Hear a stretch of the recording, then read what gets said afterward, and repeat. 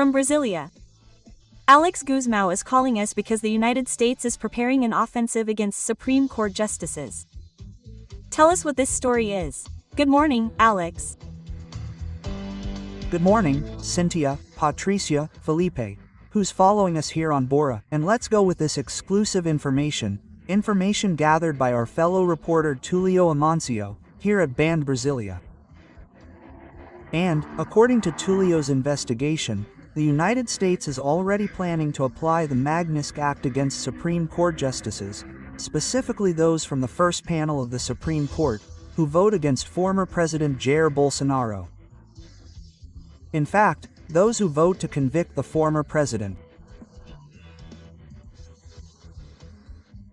He is the target of this complaint, along with 7 other individuals who, according to the federal police investigations and the complaint filed by the Attorney General's office, are allegedly responsible for organizing and coordinating the so-called coup plot, in this case, an alleged attempted coup d'état in Brazil.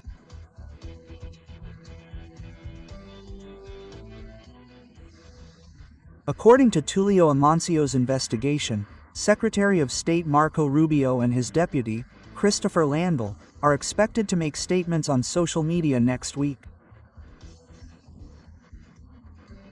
Tulio Amancio's investigation also states that the AGU, Brazilian Attorney General's office, is already coordinating the defense of the Supreme Court justices with law firms, including a firm hired in the United States to defend Brazilian judges.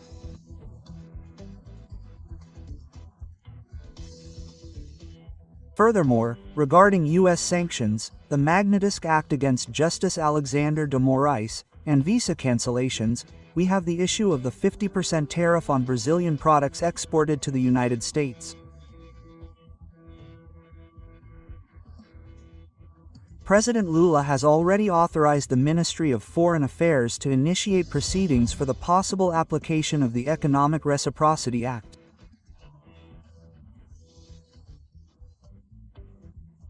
This means that the Ministry of Foreign Affairs, Itamaraty, has already contacted CAMEX, the Chamber of Foreign Trade, to give it 30 days to study and analyze possible legal arguments that justify the application of economic sanctions by Brazil against the United States.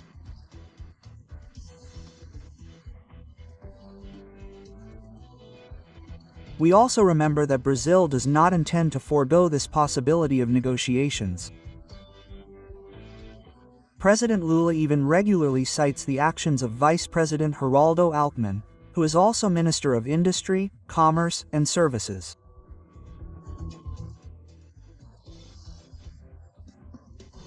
If the CEX concludes that the application of this economic reciprocity law is indeed possible, a group within the Chamber of Foreign Trade will be formed to analyze, together with other ministries, whether or not to apply sanctions based on the Brazilian economic reciprocity law.